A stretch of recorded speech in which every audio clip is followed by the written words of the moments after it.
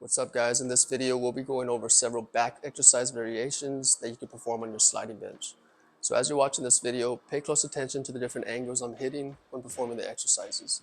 I'm sitting on the glide board, kneeling on the glide board, and in some cases standing on the glide board. I wouldn't highly recommend doing that.